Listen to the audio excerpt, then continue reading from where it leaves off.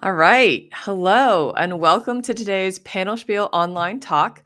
I'm Kickstarter Ask Me Anything, an open forum with Kickstarter's games team with Nicole Amato and Asher McClenahan. I'm actually Emily Vincent. I'm not Kickstarter, but these two are. So I'll be your host for this stream and our post-stream Q&A. So, first, a couple of introductions. So, Nicole is currently the games outreach lead at Kickstarter and has been in the games industry for over a decade, working on dozens of games as a designer, developer, writer, and editor. They hold a master's degree in library sciences from Drexel University and previously worked as a research analyst helping to write books about economic disasters. Asher is Kickstarter's new head of games. He brings a decade of experience in tech, from leading operations and product at a Y Combinator backed action camera company to developing immersive digital experiences for tabletop RPGs at Alchemy RPG. You'll need a free backstage pass to join the private Q&A in Discord after this stream. So sign up at protospiel.online/panelspiel.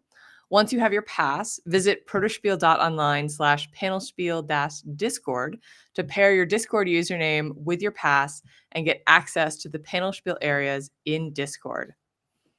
All right. So now we've done the introductions. Welcome, Nicole. Welcome, Asher. Wonderful to have you here. Thank you for spending your Saturday afternoon with us.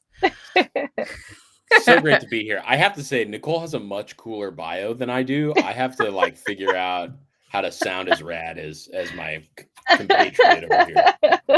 I don't know. You get to drop Y Combinator in there. So That's for those in the nobody know. cares But about I that. mean, Y Combinator sounds so cool. I don't understand what it means, and it sounds so rad. Yeah, I'm a recovering tech bro. Is basically all it means. I feel you. I've done my rounds in tech as well.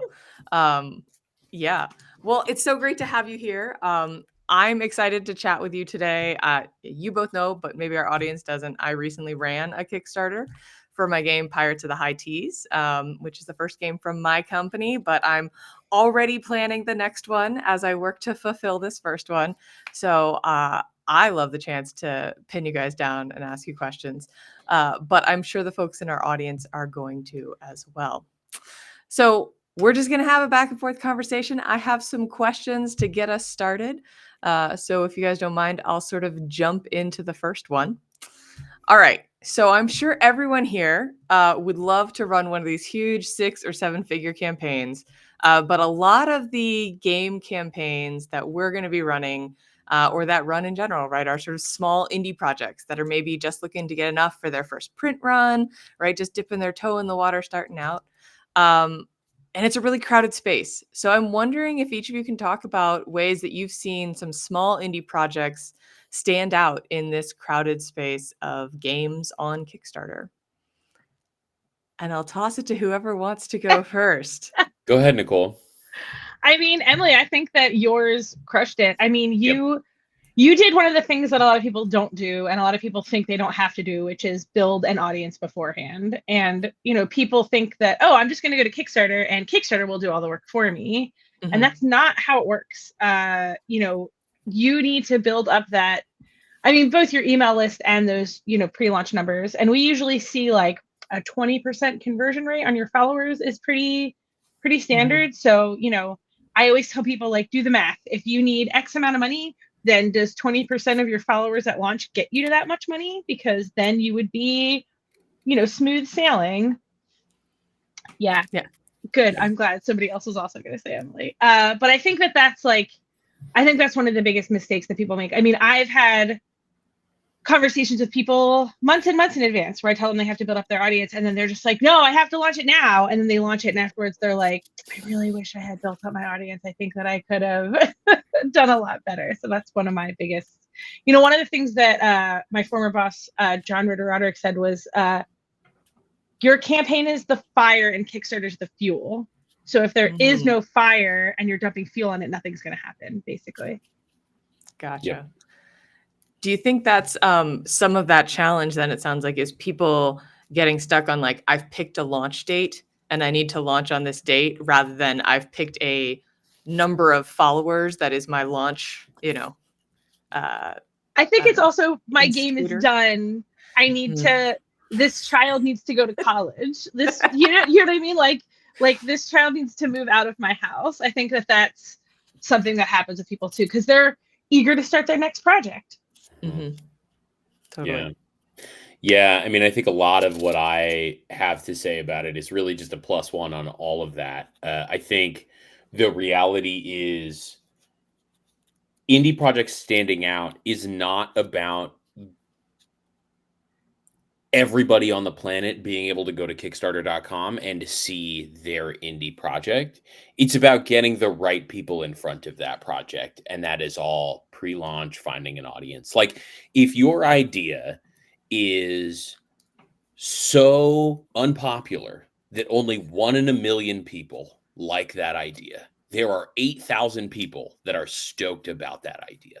You just Mhm. have to find that 8,000 people. And Kickstarter's not going to do that for you. But if you find 2,000 of them, we'll bring a couple hundred more, like generally speaking. Yeah. So I think that's huge. And Nicole's absolutely right. I mean, John Ritter is dead on. Kickstarter and ads and referrals from influencers and sort of all of the other things that you think will bring you an audience require that you have found some degree of audience yourself. And I think if you do that first, like when I build projection spreadsheets for campaigns that I've run in the past, it starts with day zero followers. That is the number that dictates how successful I project my campaign to be, period, every time. That's the only number that I use as the like, here's how much money I'm going to make. Like, it's all based out of that number and percentages, but that's the big Yeah. one. So you say projection spreadsheet, and I think that's interesting, right? Because as someone who has now run one of these, I didn't sort of prepare myself or expect just as much like spreadsheets and math as I Yeah. was going to be doing, right? Of Yeah. how do I know when I'm ready? How do I do this analysis, right? And Yep. there was just a ton of it felt. I don't know, it felt very businessy, right? But it also just felt sort of like there were formulas and math that I could do to have a good sense of how it was going to go. Mhm. And for the most part, my numbers were pretty well on, right? Yeah. So people asked me if I was surprised, and I was like, you're always pleasantly surprised when something goes really well, right? But also like if I hadn't hit certain milestones, I would have been really shocked because that wasn't what the math was telling me. Yeah. Um, Yeah. I was gonna say, should we pull one of these questions from the chat here? Yeah, Yeah. somebody asked if your template is available for that projection spreadsheet, Asher. I'm working on it. I'm working on it very actively right now. So I have a friend who's running their first campaign ever in the fall, and I'm sort of using them as a guinea pig. Like, okay, hey, is this helpful to you? How would you need this to change to be very simple and straightforward? So I'm hopeful I'll have something for everybody here in the next couple of months. But You should share the name of that campaign because it's dope. Does she have a pre-launch page up yet? she does. She just announced it. It's Yanir. It's a dice maker. She makes incredible dice. She's doing dice jewelry. I think it's called the Monolith Collection, and she just put her pre-launch page up not She long makes ago. those chains, the chains She for makes glasses glasses that have chains. the dice Oof, on them. They're I may Yeah. need beautiful. that. Yeah, and Yeah. they're really cool. But so I'm looking at how I can build something that so that a first time creator, a smaller creator, kind of has all of the numbers that they need on hand. It's a great question though. This first one, what numbers would I consider to be a healthy audience size to begin a campaign? That starts with your costs. Like, you have to understand what your unit costs are and what your MOQs are. Like, if you don't know your minimum order quantity and you're like, okay, well, it'll probably take me, a hand wave because I go to a manufacturer's WYSIWYG calculator and it's like, okay, it'll be, $8 to make this game. But you don't find out until after the campaign that your MOQ is 1,900 for that $8. Then you're in a little bit of trouble, right? You can't project. So understand your costs and then understand the fees that you will incur, right? You'll get 8%, like 5% from Kickstarter, 3% plus 30 cents from Stripe. And then any ad, if you hire somebody to do your ads, and if you have referral marketing, like you have a YouTuber friend, you want to give them a cut. You want to sort of understand all of those costs and then tack those onto your sort of base unit costs. And then also, pro tip, consider the extra units that can go to retail past the actual Kickstarter so that you can actually build a footprint for your game and not have to panic and run another campaign because you've only made enough to make the Kickstarter campaign go. So it's really hard to say what the sort of healthy audience size is without understanding exactly what the project is. You know, it's very different between a zine and like a 4X Twilight Imperium clone, you know? Yeah. I mean, you can sort of like think about like, oh, if I need 10, if that number adds up to like $10,000, Right. then you should think about what the average is that you think people are going to pledge. So if you think people are going to pledge $20, then realistically, whatever your follower number is, 20% of that times the pledge that you think people are going to pledge should equal your funding goal, which sounds insane. And like, you should also keep in mind that like, you're like, whatever your eventual funding is, you're likely, what we've seen in the data is a third of that money will happen in the first 48 hours, a third will happen in the last 48 hours, and the other third will happen in the middle. Yeah. There's other 28 days. Yep. So Yeah. I think the other point about knowing your costs, Asher, is I think that seems like why it also feels like now, I know we talk about now you need a really done game to put on Kickstarter. And some of that, you know, that 10 years ago, you could just put an idea on a napkin, right? And now you need something that's done. But I really think you can't do those kinds of cost projections until you have something that is really close to complete and you understand how many tokens you're going to have and how many cards and how big is your box and stuff like 10 that. years ago, people were just making potato salad on Kickstarter. Now you have to have a finished game. Yeah. Yeah. Yeah. I mean, there's a lot of truth to that. You at least have to have a, you know, I come from the RPG world, so it's a little bit more binary, right? It's like, okay, the average RPG book is X thousand words for this system that I'm doing. And, you know, I know roughly that art costs this, but board games, very different beast. You really have to have a good sense of what it is that you're looking at. Yeah. We had a question that sort of came and went. Oh, here it is. How much does projected delivery date accuracy matter? To Kickstarter? You or know, to your backers? Yeah, to backers is what really matters. And here's the deal.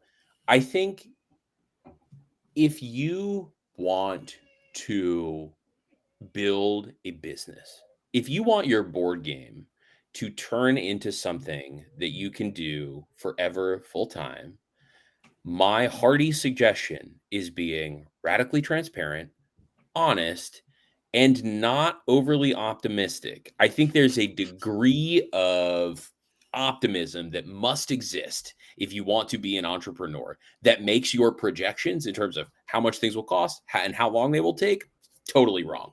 I do it. I think everybody that I know does it. So I literally, in my projections, when I do my projections, I have a thing called OSIF. It's I forgot. And I literally just make that 25%. So I take all my costs and I'm just like, it's going to be 25% more than this. And if I project that a date's going to take a year, I tell people it's going to be a year and a half because it is so much better to under promise and over deliver than to say this will be here by the end of the year and you're running your campaign in September and you haven't done manufacturing yet. Right. Being transparent is a much better way to build loyalty with an audience than being optimistic. Yeah. I totally agree with everything. And also, and I know that we make this joke all the time, but like with manufacturing, like you're going to learn so much about Chinese New Year that you didn't know that you were going to know. Like, Yeah, like you're going to learn so many things that you never thought would become part of your brain. And like, you know, I would just say, you know, first of all, never feel bad about emailing your manufacturer a million questions all the time. That's literally their job, is to help you. Same with us. You can email us a million questions all the time. Yep. And like, just like Asher said, just pad those numbers because who knows what's going to happen. Like nobody could have predicted what was going to happen with COVID and all the shipping. Nobody could have predicted these tariffs. Like all this stuff is like, just add time. Yeah. And so obviously it matters to your backers, at least to some of your backers, right? In terms of building your company. But I do think Kickstarter has built in a little bit of, I'll say, protection for backers of right now. If you have your first campaign and you haven't fulfilled it, you can't actually run like 5 more campaigns, right? There's Correct. a point at which, you've done some number of campaigns, I think it might be 4, that It's then 4, you might yeah, be able to start running some simultaneous stuff.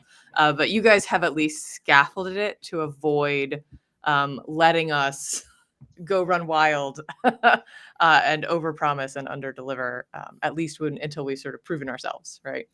Or our companies, right? Absolutely, yeah. Okay, so this question is about how many recommendations for extra units that you're hoping to sell. I actually have thoughts on this because this is a journey I'm in the middle I of was right literally now. just going to But say, Emily, yeah, you can answer. answer this question. Totally. yeah. So the advice that I've gotten, assuming you are planning to go to retail and or e-commerce and you have a plan to support that sales, meaning that you're planning to advertise, is to 2x the number that you get on Kickstarter. So I had 4,000 backers. I'm probably going to get 8,000 copies of my game. Now I specifically had 2,000 retail backer, like base game, and 2,000 deluxe. I'm not getting another 2,000 deluxe. I'm not planning to sell those in retail. I'm getting a couple hundred of those that I can have, a holiday sale or, something like that. Some specials that I do every now and then.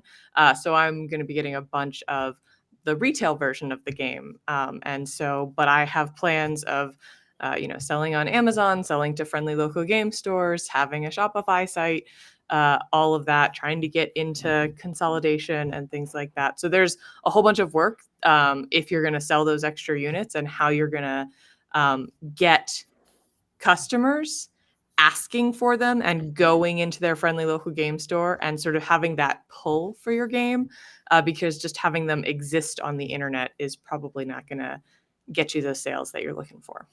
Yeah. Conventions also, selling at conventions is also clutch. Yeah. Yes. Yeah. Assuming you can get in and get a booth, those smaller conventions that are easier to get into may be a better place to start selling just because the cost of entry is lower. Yeah. Yeah. It's always a good place to be where once the campaign is done, like after the first campaign, you get those retail units that you can sell elsewhere, wherever, whatever channel you want.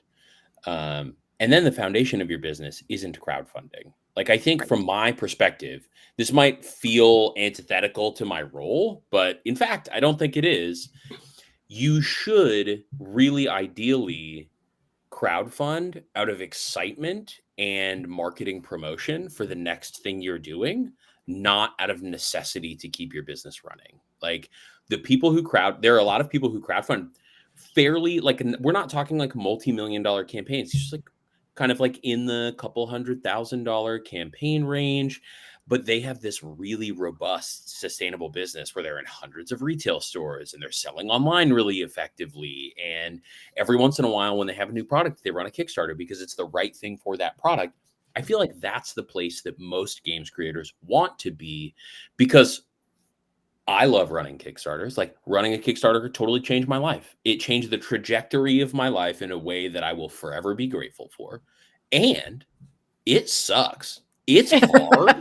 And it's like you live and breathe it for 30 days and then for so long afterwards. It's really, really challenging. And your life doesn't have to be so crazy that you're running like 4 campaigns a year because you have to keep this business afloat. Like, I think that's what I want people to take away from like using Kickstarter. It's an amazing platform. Use it in tandem with many other things. You know what I mean? Yeah. Well, and I think with intention. So I was talking Yeah. to what I would call a larger publisher, but they might describe themselves as a medium-sized publisher. And they were talking about how they are figuring out which games are sort of Kickstarter-worthy games, of like, these are ones that we think are going to have a lot of buzz, or maybe they're more niche, right? And they're like, we need to find not just the people who are walking around at Gen Con, we need to find the people who love, in my case, pirates and tea, right? And stuff like that. And that doing something that has a lot of that early, excitement is a way to help launch that project and get it visibility. Whereas then they have other games that they're like, these are going to be big hits, but we just need to have 1 million units, or not 1 million. That's a lot of units. We need to have a bunch of units. Yeah, a bunch of units, and then just drop them, right? In the same way that, Stonemeyer is just like, we got FinSpan, you can order it. It's here, right? Yeah. Yeah. And so it looks like it's not an April Fool's Day joke. It's Yeah. real. Yeah. So there's a question in here. Let's see. What does this one say? What methods of building an audience do you recommend for quality and quantity? Meta ads, a high I mean, CPL, the one that I swear by, and it might not be, it's not, I know that not everybody can afford this, much like not everybody, all these things take money, but going to events, I think, is the most important, because getting people playtesting your game, you're gonna, my experience has been, you're gonna find your biggest fans in person, and they're gonna be some of your, like, they're going to be, the best advertisers, because they're going to tell other people about it, and they're going to show other people the game. And that's just been, my experience. And I also just love going to events. So yeah. What about you, Asher? Yeah. If you want to see a masterclass in making events, like turning events into your whole business, Limithron, who makes Pirate Borg, has done an amazing job of that. They have huge presence at shows, and it has made them very successful. And they're delightful also. Yeah, they're great people. I think in terms of building an audience, it is your first follower is the hardest one to get, because you're vulnerable. It takes a lot of vulnerability to get out there.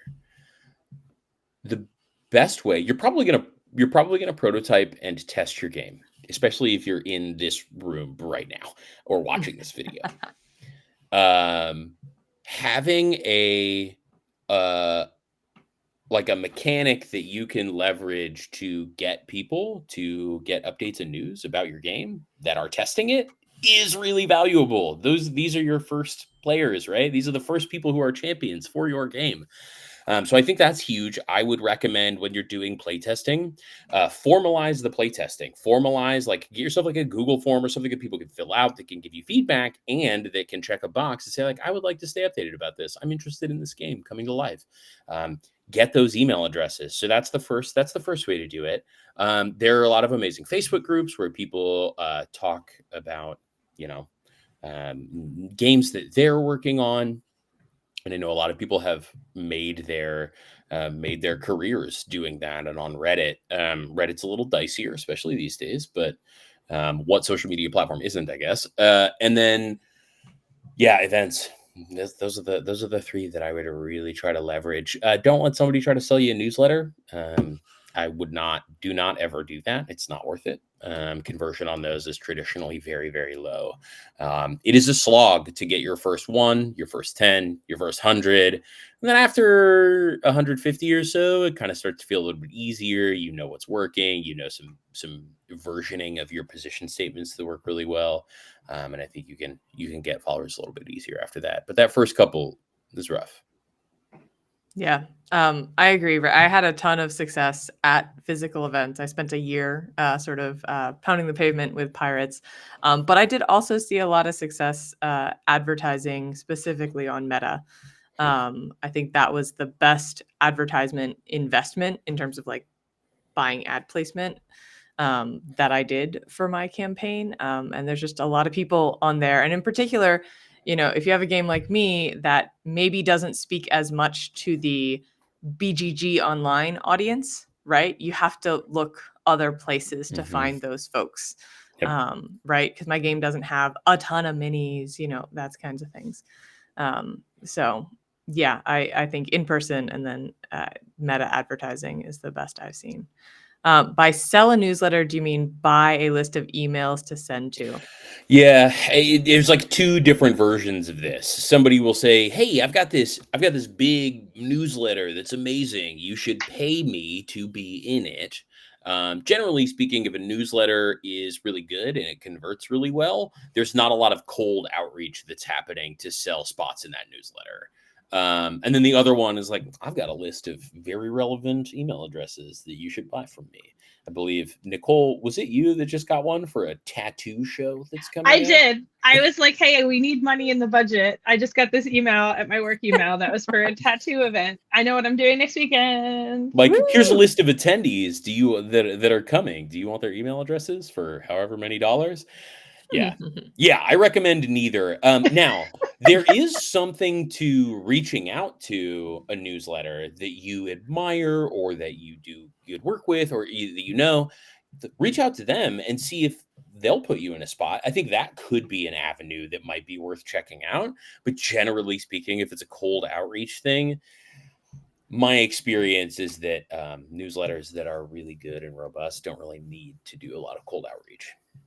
Also, anybody who's reaching out to you through Kickstarter DMs, they are absolutely not if they say they work for Kickstarter, they don't. That's not how we communicate with you. And B, if they say like, oh, or if somebody backs your campaign and they're like, I want to give you $1,000 more. Tell me about the campaign off of Kickstarter. Like, none of those are legit. You should hit the button that reports them. You should just report them to our trust and safety. Like, none of those people are, like Asher said, people who places where you're gonna have success, those aren't people that are gonna like they're not hungry for you to be in their newsletter. Yeah.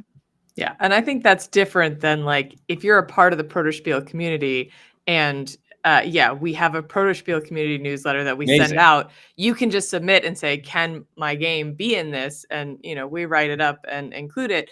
And that one gets read. It's not the same as what we're talking about here, which is like people who have amassed, some number of thousands of emails and they want you to pay them $500 to send one email on your behalf, right? I mean, it's just, I think also, as Asher mentioned, there are a lot of really great Facebook groups, and some of them, they have like thousands of people in the groups, and they're like, hey, for like $100, you can have a banner for your Kickstarter, for a week or whatever. So I think that those are pretty good too, because those are usually groups that are very engaged. Yeah.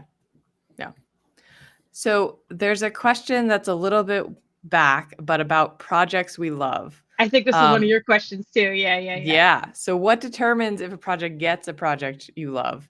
And what kind of impact does that have? And how does one get projects we love?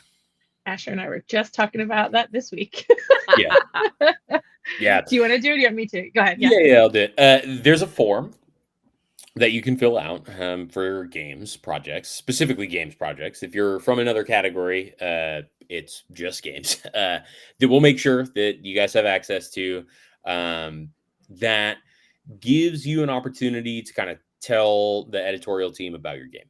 And then once a week, the editorial team will look at them and figure out what they want to nominate for projects we love. Now, what benefits does that have? Well, let me take a step back. We also will find, like, companies will find projects we love, or people in Kickstarter will find projects that they love, and they will mark them project we love. So, like, that happens pretty organic too. Like a lot of it is just like, oh my god, this project is so cool. Hey, can we projects we love this? Like, people we have in a channel in our fans.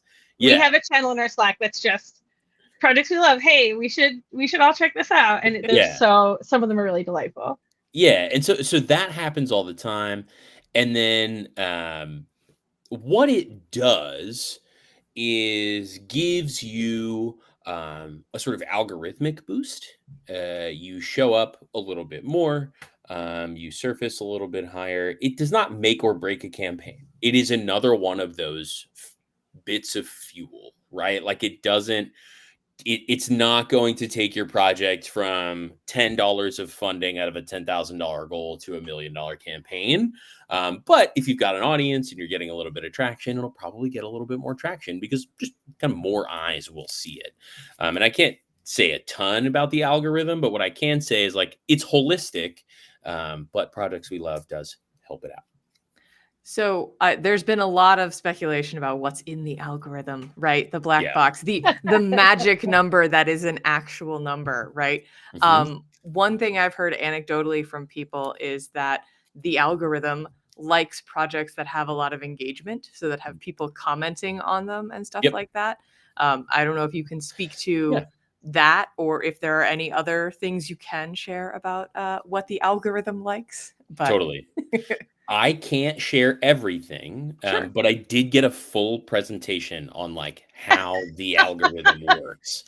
And what I can tell Oh, you, it had a clever name, didn't it? I What said, was does the it have name a of that name? Is it presentation? yeah, Al? I don't even No. remember. Al's I'll not a find clever it. name, but it should. Like I think what everybody can take home and what they should keep in mind is that like the algorithm is just math, right? It's just like a Yeah. pretty straightforward math thing. This is I feel like when Twitter was everybody was talking about the Twitter algorithm. I don't know what Twitter's algorithm was. It's not nearly as crazy, I don't think, at Kickstarter. It is worth mentioning though that it is really holistic.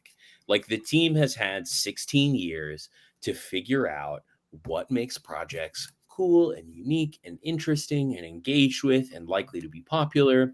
And it's really holistic. So, does Project We Love play into it? Yeah. Does engagement play into it? Yeah. What does engagement mean? God, could be a number of things. It's basically all of them. Like Yeah. the thing that I can say for sure is that if you are in a situation where you're like, I'm going to game this algorithm, you already lost. Like, if you think there is one direction that you can go, you lost. You're not going to game the algorithm. And in fact, it's going to be to your detriment.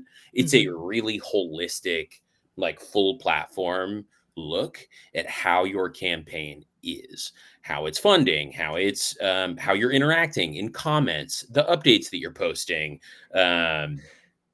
As like a, I'm curious if the algorithm accepting a toaster oven is a I gift. think it's I don't know that it's open for gifts. I think that might be unethical behavior. It's open for gifts, GIFs, not yeah. gifts. Yeah.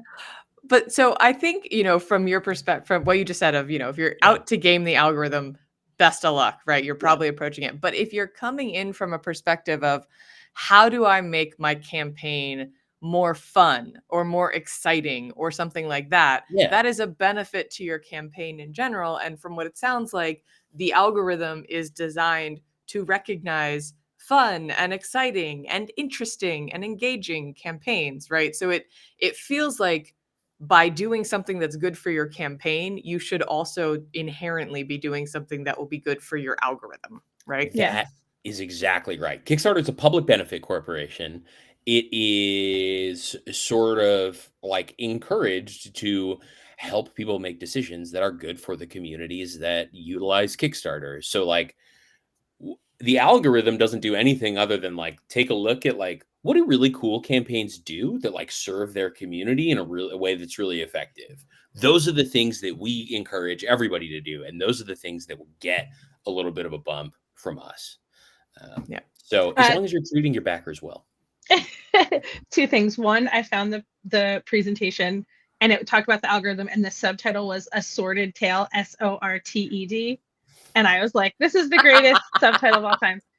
Two, the engagement thing, one of the things that I always recommend to people is don't ever show all of your stretch goals, right? Show your first stretch goal, and then that way people will come back to see when you update your stretch goals. And stretch goals are something you can put in your project updates. Also, Cardboard Alchemy has like puzzles and games inside the Kickstarter page. Their engagement is off the charts. CMON, the backers of CMON, just have a contest where they see if the new campaign is the campaign that will have the most comments ever on any Kickstarter campaign, which every time I go to one of their campaign pages and I see like a 5-digit comment number, I'm like, why is this happening? Like, oh, right. They just like to party in the comment section. So yeah, those are just some of the engagement hacks people have unlocked. Well, and I've seen that. I've talked to creators who, their game is a really good sort of turn-based sort of situation. So they're like, we're going to play 30 turns of this game over the 30-day campaign, right? And each day, all the backers who are in the comments can sort of vote on should we do X or Y, and then we do X, and then the next day you get a new game state and you get to play that next turn together, right? Twitch plays Pokemon. Yeah. I did a thing where we were naming some of the characters that are in the art I was like, these pirate captains don't have any names. Here's 3 names for each captain. Let's vote in the comments, right? Yep. So I think there are lots of Brilliant. things that are fun for the backers who want to engage in it, right? Some backers want to like give you their credit card and see the game in a year, right? Okay. And others want to be there every day being like, Yep. what's up? I'm the worst backer. I don't want to watch a video. I don't want to read the campaign page. I want you to tell me which tier I should back, and Yes. then never speak to me again until you've shipped my game. And even There then, you I go. don't even read those. Like, I can't tell you how, like, there was a situation where I went to Gen Con. I was like, oh, that game is available. Did I ever get it? And then I looked and I had never filled out the pledge manager. So I am never that got the guy. game. I never fill I'm out the that pledge guy. manager. Yeah. This is a really good thing, I think, to talk about. So I right. love that you said this, Nicole, because I think when we, as people in an industry, it doesn't even matter what the industry is, when we talk about success and how to engage people, and we look at our community for advice, we look to our communities for advice, we are talking to the most engaged people that exist, right? Like, they're the people that are like most gung-ho. Every campaign that all of us has ever run or ever will run is like 95% filthy casuals. Like, it's all like pretty casual human beings that like aren't all that invested in what we are doing. They just think the thing is cool. And so, like, make sure that you're not over indexing for that 5%. It's important to honor them and like please them. They're your super fans. It's hugely important, but also consider that like most of us, like Nicole, who works at Kickstarter, are just like backing a campaign and then just being like, all right, see you in 2 years. And I'm the same way, you know? So I think it's a really good thing to keep in mind. Yeah. And that's actually some advice I've gotten about updates during a campaign is don't go post updates every day because a bunch of people don't want their inbox full of updates, right? So give it a little bit of time, right? And, the other thing that updates do is they remind people that there's a charge coming on their credit card in T minus 14 days and maybe they want to go cancel that pledge, right? So, I've also backed over 500 campaigns. So like, you can imagine that my email is a graveyard. Like, I don't, there's so many. Yeah. Oh, thank you. I'm so glad somebody popped this one up because I scrolled down in the chat to that exact question. Perfect. Yeah. It's a really good question. And I think it's really important for me. Like, I put my like product manager as a product manager in tech companies for a little while. I put my product manager hat on for this one. When I look at when we as a company look at features that we're going to release and build, I think one of the really cool parts about Kickstarter is that it is industry like category agnostic. So we released secret rewards earlier this year. That came from a technology project. That's one of my favorite ones. Oh, I did hearts. I didn't do that on purpose. I think I turned mine off because I would just do this and then it would be thumbs up bubbles. So like, I think we have this like really interesting benefit in that we get to see a broader scope of feature requests, and we get features that we probably wouldn't have thought of if we were in this sort of siloed community. I also think it's worth mentioning that other platforms will consistently have buzz, and I think creators should make the right decisions that are for them at any given point. I looked earlier this week, GameFound has 30 games campaigns on it, which is great. Kickstarter has 700 that are live in this moment. So again, I think there's this difference between like cultural conversation that happens and the rest of the zeitgeist that exists. Not necessarily being perfectly matched, but we are excited to release a bunch of new features later this year that unfortunately I can't talk about. But we also have released, a bunch of new features in the last few months, including secret rewards, featured rewards, which basically goes into what I just said, which is featured reward is just the reward that somebody's like, hey, this is the one that you want to back. And I'm like, good, just do this one. Good. Thank you. Thank you. Here's my money. Secret rewards, featured rewards, late pledges. I mean, the pledge manager is huge. That's the biggest one. Pledge over time. Yeah. That was 4 games, basically. And even the pre-launch page, which I know is a little bit older, but like that was a big drop when that happened 6 months-ish ago. Listen, let me tell you, I've been asking, me and Trust and Safety have been like collaborating, like, how do we get like a more robust pre-launch page, and B, a pre-launch page that's not tied to approval. And like our product team, it's impossible for me to know what's going to happen when I ask our product team for something. Because like in that case, me and one of the people on Trust and Safety made a report, and we were like, this is why we think that pre-launch pages shouldn't be tied to approval. And like the next week, they just did it. And we were like, what? I thought that would be like 6 months from now. We were working on like a PowerPoint presentation. So like that is absolutely one of my favorite things that we have released. I was so happy about that one. And it was very secret. Like it just appeared, right? And it was wonderful to have, right? To be able to put, because you can sort of test out some of your content, get it up there, get more than just that picture, right? Get a couple other pictures, right? But also not feel the like crushing pressure to have every single section ready to go, and still have something to sort of like unveil on launch day of like, you got a taster that was exciting, and now here's the whole thing. Yeah. And I mean, I can't say anything, but stay tuned on that front of things. I did just like, I know that I'm pretty consistent. Like the games community, generally speaking, is pretty consistently blowing the product management teams like a roadmap up all the time. I'm like, hey, why not? We need this. We have to do this. It's very important to us. And so I can't promise anything, but there's some really cool stuff coming that I think the games community especially is going to be really excited about. And what I'm really excited for is the dividends that will pay for the other communities that are on Kickstarter too, that like comics, I think is really going to pay up with some of these in a way that I think is really cool. So we are very much working. I wanted to also talk about something, because we've talked about this a bunch, things that are myths that people think are true. And one of them is, because we were just talking about like there's 700 campaigns live on Kickstarter.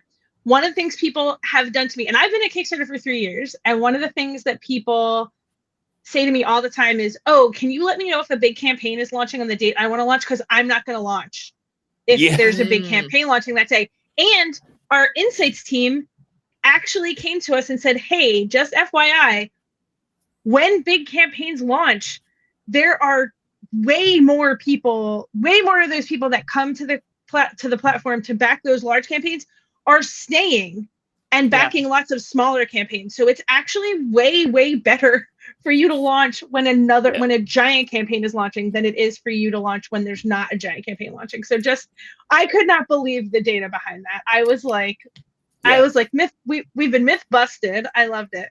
Yep. Yeah. And like when you go in while it's open is like the perfect, that is exactly right. Like we all remember that first day that we were like, oh my God, Kickstarter is a thing. This is so amazing. And then you just like can't buy lunch the next week because you backed 15 campaigns. Like that is something that absolutely exists for everybody that comes to Kickstarter for the first time, and they get really excited about it. So that question that they just popped up there, the one from Andy, I sent a link that came up in the chat that talks about, it's a Help Center article about Stripe Atlas. So if anybody's interested in that, it is in, there you go. Yeah. And we actually, there have been a lot of conversations about how we can meaningfully scale that out. And I'm excited. I think it's a little bit further out. Can't really talk about it, but just like understand that this is something that is very much on Kickstarter's radar as something that we want to do. You should be able to run a campaign from anywhere. It is a matter of like equity and privilege at this point, like where you can and cannot run a campaign from. And we would like to rectify that. Like it's very much on our radar. No solution other than Atlas, which does really help for most countries. But stay tuned for sure. So Asher, sorry. I was looking at you too. Emily, are we on the same wavelength? Well, I was gonna actually jump back to the myths question, although we've got an AI question that popped up. But if it's okay to come back to the AI one real quick, other myth questions. How do we feel about Tuesdays? How do we feel about December and January and February? So the big one is launch on a Tuesday, end on a Friday. And somebody pointed out to me recently, they were like, why end on a Friday? And I was like, oh, that's when people typically get paid. And they were like, that's not true anymore. And I was like, then I don't know why.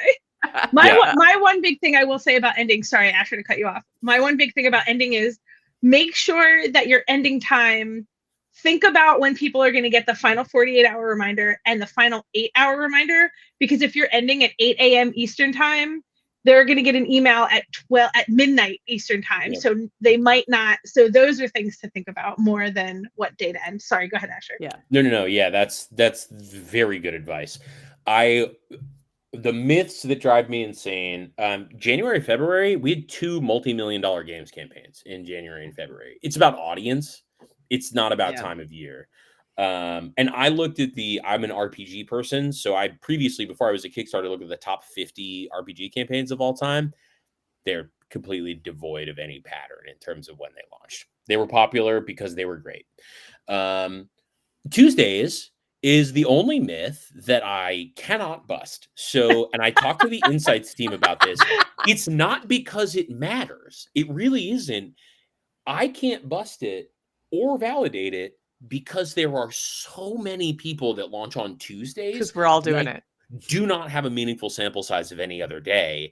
And what sucks for me is I have to be like, so I guess run on Tuesday, because it would be irresponsible of me to tell you another day will work fine, because I don't know.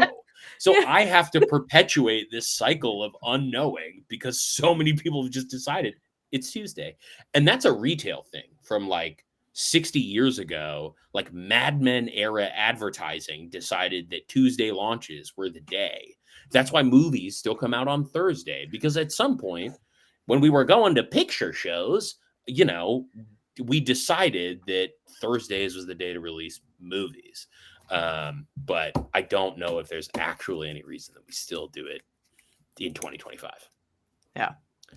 All right. Well, there was a comment about how they love how human this conversation is. Let's make it more less human, more robotic. All right. So if a project is using AI and declares it, what kind of impact does that have on the campaign? Do they perform worse than non-AI projects? What kind of difference is there? I just want to say first, if a project is using AI, it must declare it, because if you don't declare it and it's on your page somewhere, you will get canceled. It will catch you. Trust and safety will catch it and cancel it. So please, if you're going to use AI, absolutely declare it, because they're very rigid about that rule. Yeah. In terms of data, I have anecdotal data. So the reality is, I have noticed, especially in games, if you use AI generated content, generally speaking, those campaigns don't do as well. Now, why they don't do as well isn't necessarily clear, right? Some people use AI because they don't have the resources to make their own art. So that means they probably don't have their own resources to do ad campaigns or things like that, right? There are people who, use it for specific niches of games and don't play test it. And so there's no real audience behind it. Like, it's really hard to say why. I would say anecdotally, though, games AI campaigns tend to do worse. Yeah. It does depend on your audience. If you already have a built-in audience and you're using AI, like Terraforming Mars uses AI, so they made over $1 million. So if you have, if you're a huge name and you have a built-in audience, and that audience has already been purchasing your product, then it's unclear whether or not the AI stipulation is going to hurt or help it, because we don't have any. It's also so new that I don't think we have enough like hard data yet to sort of talk about trends. Yeah. I mean, I think that I know people who are like, I won't back a campaign that uses AI. But I think we talked earlier about sometimes, there's a small minority of people that are very loud. And I know that there are other people who there's not even tracking, right? Your casual, what do we call them? Filthy casuals. Filthy casuals. Right? There's probably a bunch of people in that category who are not even tracking the AI conversation, right? So yeah, it makes sense that audience and also just the quality of what is being output and being used, right, is going to make a difference. I love that you hopped to this question, because I wanted to talk about ways that you can talk about your PNP game, and one of them is there is a BGG group that's all about PNP games. So if you can get them to review your campaign, I think that's a good one. And then also I'm going to share the Publisher's Toolbox, which is the Tabletop Content Creators Association list. I'm going to put it in the private chat. This is just a list of over 300 content creators. So it's good for P&P games. It's a highly searchable Google sheet. So you can look up if anybody does reviews of P&P games or anything like that. So I would take that, save it, download it, bookmark it. Definitely download it because I don't know how long it's going to be updated because the person who used to update it, I don't think does it anymore. So Sweet. Well, oh, and here's another one. Martin's Print and Play Playground. Yeah. I think we are coming into the end of our time. I'm going to look towards our, to Heather and Jack to see if they wanted to pop on here. But I did want to thank you both for, again, taking this time today. This was an awesome conversation. I think we hit a lot of great topics. We could probably talk for like hours more. I'll come find you at Gen Con and talk your ear off. But we'll have a chance to talk in Discord after this, right? Mm-hmm. Right? This is the plan? Yes. Yes, we've got, I can't remember if I showed these instructions while you said them out loud. I think I might have forgotten to. Sorry about that, Emily. But as Emily said at the beginning, we now are going to go voice to voice where everybody here in the audience, you're invited to, sorry about this. I'm trying to run so many things. So many things are happening. Unsurprised that this is extremely popular. Nicole on their own came to Protospiel Online a while ago, most popular coffee topic we ever had, and like caused a problem because we're trying to play test here. So, sounds like Nicole causing a problem. So why we're doing panel spiel at all is how that went, and how you have always been so generously saying like, I want to talk to your people. How can we do this? And I'm like, I want you to talk to our people too. And Protospiel Online is not a good opportunity for it, and I haven't built another like container for it. So yeah, you can also thank Nicole, Kickstarter in general, for like continuing to push on us needing something like panel spiel. So just one more cool thing that Nicole has contributed to this world. Yes, thank you. So if you are joining us on Twitch and you haven't joined the Discord server yet, we've been going panel spiel since yesterday morning US time. But if you found us while we were streaming because somebody told you to come watch it, or this was the first one that you were really excited to talk about, we are going to be live voice to voice now, and you don't have to ask us in the chat. You can just come on stage and talk directly to our Kickstarter people, like our Kickstarter games team. It's amazing. So those links are up on the board. I'm going to watch for you. I'll be watching in case anybody new is joining and they're stuck kind of in the quagmire of tech hell. I'm sorry about that. But I'll watch out for you and try to make sure you get into the Q&A. So the channel you're looking for is called Backstage, and we're going to be swinging in there. We can stay I'm going to keep this screen up and give people time to mosey in, and we'll stay on Twitch and let kind of finish our talk here. But yeah, in about 4 minutes, we're going to be live in our Discord server, and we'll continue the conversation. So with this screen still up, I'll see if we missed any questions that you can just we can just fill the time while people work on their tech. If there were any more questions we didn't get.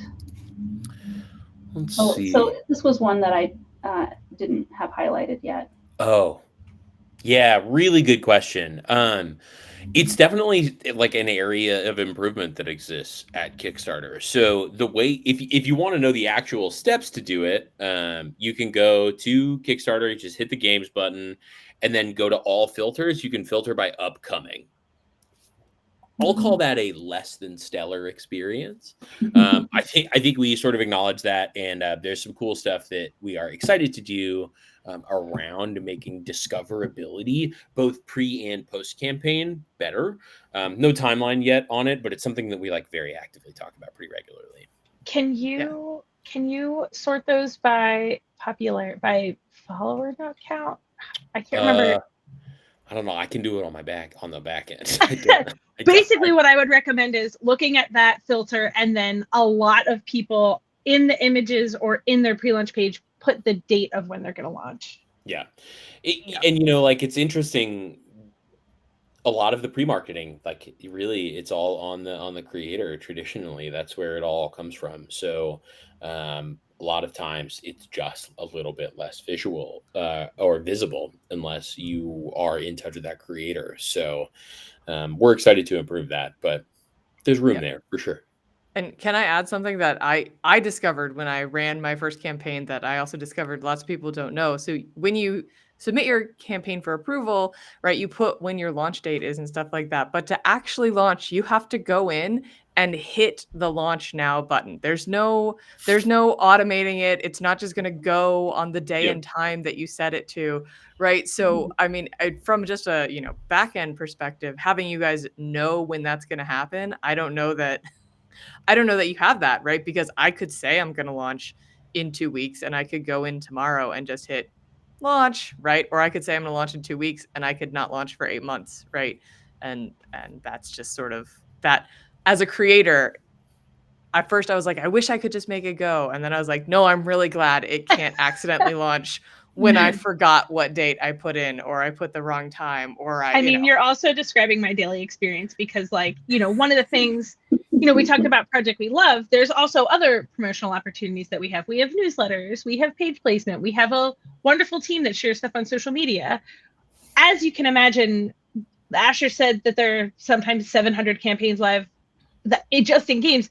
There are usually about 3,000 total campaigns across all categories live at any given time. So our lifecycle marketing team needs 6 weeks at notice for any sort of promotion. And the number of creators that I get that are creators I talk to regularly, it's not even people that like email me once every 6 months or that high five me at Gen Con. Like, these are usually people I talk to on like a weekly, bi-weekly basis. They'll be like, by the way, I'm launching tomorrow, or I just launched.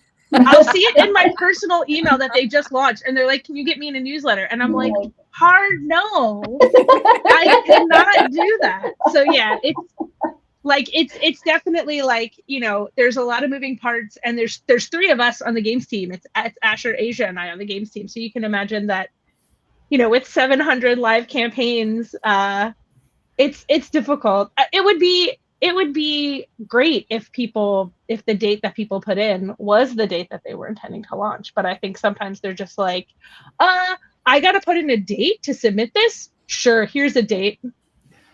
Right. Yeah. It's not true at all. Yeah. All right. Yeah. Well, speaking of timing and being on time, this is the end of our live stream, and we're heading over into backstage.